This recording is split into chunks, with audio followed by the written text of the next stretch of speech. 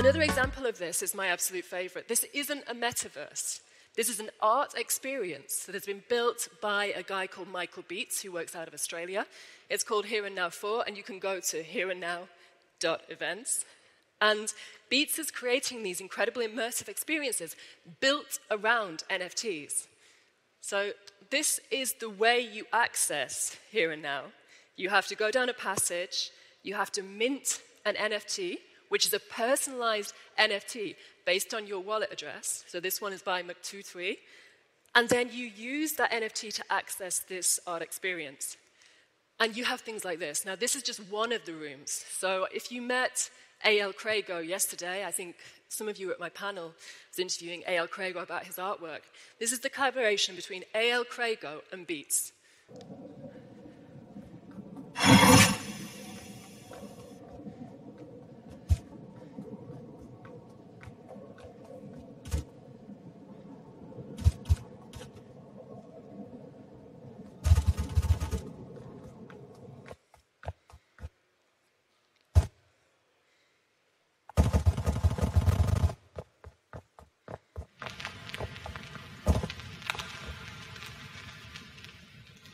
Obviously, you're not getting the full experience of this on the screen, but I would urge you just to take a look. You have to get an entry token on the secondary market, but the new Wide Awake Beats Here and Now 5 is happening in November. So keep following these guys because they're creating magic around NFTs.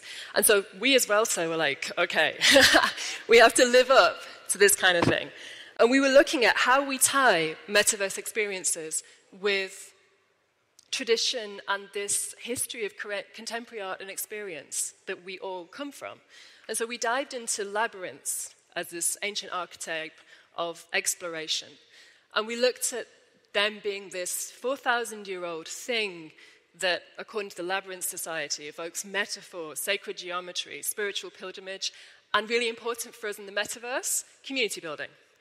So what we did is we found a coin from 400 BC from Knossos. So this is the labyrinth of the Minotaur.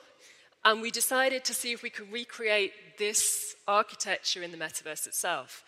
And we started reading about labyrinths and how labyrinths are said by, there's a researcher called Dr. John Rhodes, to create liminal experiences. So these experiences that as artists, we really want to create that. We want to have this sense of transition and progression in the people that view our work. So we were looking to see if we can create liminal experience in the metaverse. And so what we did is we built a 400 BC labyrinth in Blender. We were then thinking about what we display. And as an artist, I was kind of like, I don't want to experiment with someone else's artworks. So I dived into photography, artificial intelligence, and Photoshop to start creating immersive environments in these labyrinths. So what we ended up with was 2 installations. One called the Tower Labyrinth, which was a tower of 3 labyrinths. And you can see this is the direct translation from Blender. This is the doorway.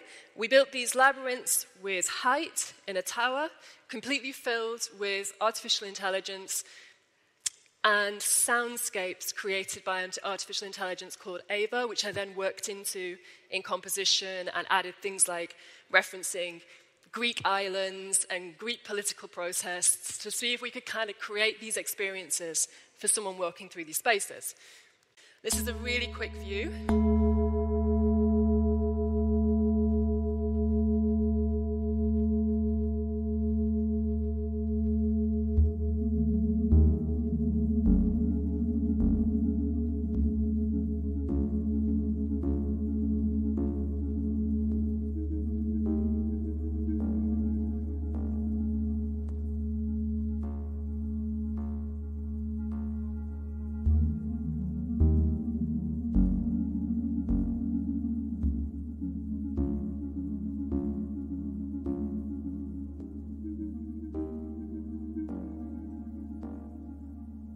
And what's interesting as an artist is this is still pixelated. It's still very much a constructed environment.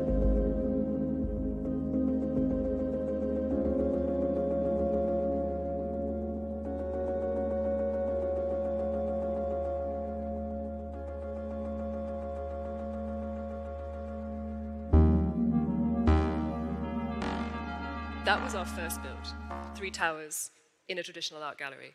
The second was the pyramids. So we created 6 different environments in pyramids dispersed without this 39 parcel build. You can see we were referencing, thanks to Adrian, people like Oscar Niemeyer, kind of modernist architecture, and seeing if we could then contrast that with a metaverse space. We see ourselves as a collective, both because we work with incredibly talented designers, but also because we see AI as part of that process. And for us, AI is kind of like this other artist that's part of what we do. And using raw AI is impossible. The outputs you get are crazy, and so we were having to work really closely with the algorithms to try and get things out that referenced what we as artists wanted to say. So we were kind of trying to link everything we were doing to architectural references from Egypt, from cuneiform writing, from all these references that were coming through from the communication across history, and seeing if we could write that into a metaverse environment. You get experiences that are really different from the community that you invite into these spaces.